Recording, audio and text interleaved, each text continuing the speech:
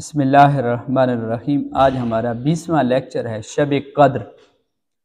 رمضان المبارک کی آخری عشرہ کے اندر جو نجات کا عشرہ ہے، جو دوزخ سے چھٹکارے کا عشرہ ہے، رب کے حضور جنت مانگنے والا عشرہ ہے، اس کی جو طاق راتیں ہیں 21، 23، 25، 27، 29 کی راتوں کو شب قدر کہا جاتا ہے۔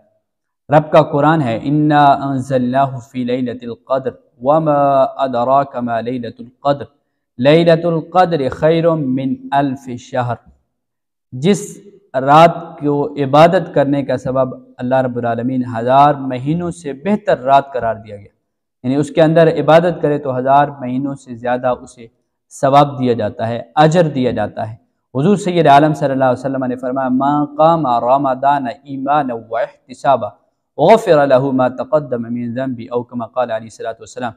حضور صلی اللہ علیہ وسلم نے فرمایا جس نے رمضان کی راتوں کے اندر قیام کیا، اللہ رب العالمین اس کے گزشتہ گناہوں کو معاف فرما دے گا۔ بزرگ فرماتے ہیں ہر شب قدر است، ہر رات تمہاری شب قدر ہو سکتی ہے، بشرطے کہ تم جانو، بشرطے کہ تم خیال کرو، توجہ کرو، تمہاری ہر رات بھی شب قدر ہو سکتی ہے۔ مطلب کیا ہے؟ مطلب بندہ اعمال خیر کی طرف توجہ کرے، اعمال صالحہ کرنے کی کوشش کرے تو ہر شب قدر ہو سکتی ہے۔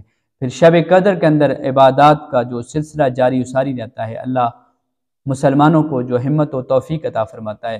نوافل بھی اکثر سوال کیا جاتا ہے، لیکن میری گزارش یہ ہے کہ آپ کو چاہیے کہ آپ اپنی قضا نمازوں کا اہتمام کریں تاکہ ہم سے وہ رات قیام کرنے کا ثواب بھی اللہ عطا فرما دے، اور جو ہمارے اوپر قرض ہے فرض نمازیں، وہ قرض بھی ہم سے اترتا رہے۔ اس کا طریقہ کار بالکل آسان ہے، آپ نے فرضوں کی قضا کرنی ہے اور عشاء کے ساتھ وطروں کی قضا کرنی ہے۔ صبح سے شروع کریں، 2 رکعت نماز فجر، آخری قضا، اسی طرح ظہر، اسی طرح عصر، مغرب، عشاء، جب 5 پوری ہو جائیں پھر دوبارہ صبح سے شروع کریں۔ اللہ مجھے بھی آپ کو بھی عمل کی توفیق عطا فرمائے۔